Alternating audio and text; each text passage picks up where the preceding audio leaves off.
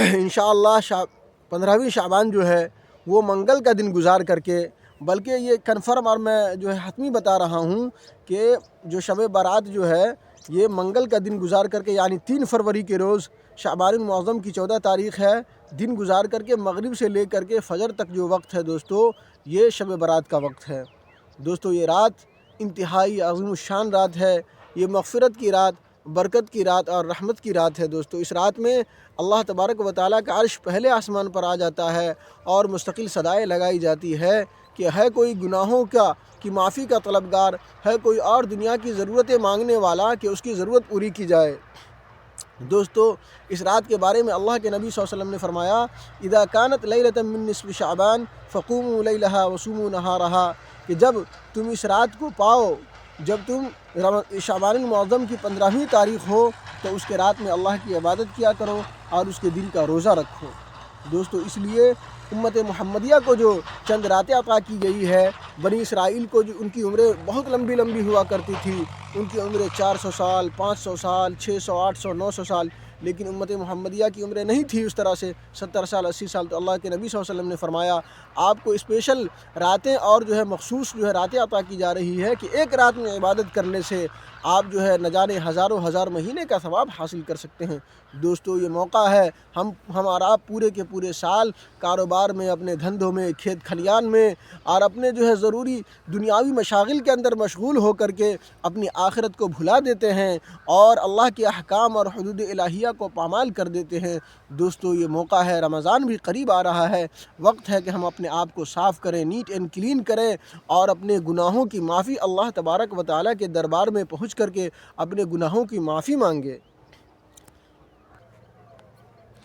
تو الغرض دوستو، یہ موقع بڑا قیمتی موقع ہوتا ہے، اس کو چاہیے کہ جو ہے نہ تو بہت زیادہ جو ہے دنیاوی مشاغل کے اندر مشغول ہو کر کے اس رات کو ضائع نہیں کرنا چاہیے، اور کچھ لوگوں نے اس کی فضیلت کا ہی انکار کر دیا تو یہ بھی نادانی ہے، اور کچھ لوگ اس کے اندر اس قدر ملوث ہو گئے کہ طرح طرح کے پکوان کے اندر ملوث ہو گئے اور جو قیمتی رات تھی، جو اپنے گناہوں کی بخشش کی رات تھی، اس کو بھی ضائع کر دیا۔ اس لیے دوستو تقاضا یہ ہے کہ اس کی اوقات کو قیمتی جانتے ہوئے ذکر و اذکار کے اندر وقت کو گزارا جائے۔ تو دوستو چونکہ فجر کا وقت ہے اور ہم لوگ تھوڑا تفریح کر رہے تھے تو سوچا کہ دینی باتیں جو ہے شیئر کیا جائے ہم اپنے یوتھ سے، نوجوانوں سے دوستو۔ کہنے کا مطلب یہ ہے کہ جو ہمارے نوجوان ساتھی ہیں علاقے کے، میں ان سے گزارش کرنا چاہوں گا دوستو کہ یہ رات واقعی اللہ تبارک و تعالیٰ اس میں فرمایا گیا، اللہ کے نبی صلی اللہ علیہ وسلم نے فرمایا کہ بنو کلب کے بھیڑ اور بکریوں کے جسم پر جتنے بال ہیں اتنے لوگوں کی اللہ تبارک و تعالیٰ بخشش فرماتا ہے، یعنی ان گنت اور بے شمار لوگوں کے گناہوں کی بخشش ہوتی ہے۔ اس لیے دوستو اللہ کے واسطے اللہ سے صلح کر لو میرے بھائیو، آؤ اللہ کے دربار میں آؤ، رحمت حق بہا نمی جوید ببہا نمی جوید۔ ہم تو مائل بکرم ہیں کوئی سائل ہی نہیں، ہم تو مائل بکرم ہیں کوئی سائل ہی نہیں، راہ دکھلائیں کسے راہ روے منزل ہی نہیں دوستو۔ اللہ کی بے پایا انعام، اللہ کا بے پایا انعام اور اس کی رحمتیں اور برکتیں ہر وقت ہم لوگوں کو، ہم نوجوانوں کو آغوش میں لینے کے لیے تیار کھڑی ہے، لیکن افسوس صد افسوس کہ آج ہمارا یوتھ اور ہمارے نوجوان اس قیمتی رات کو بھی ادھر ادھر گھوم کر کے ہوٹلوں میں، سڑکوں پر اور گلی کوچوں میں گھوم کر کے ضائع کر دیتے ہیں دوستو۔ خدا را اللہ کے واسطے اس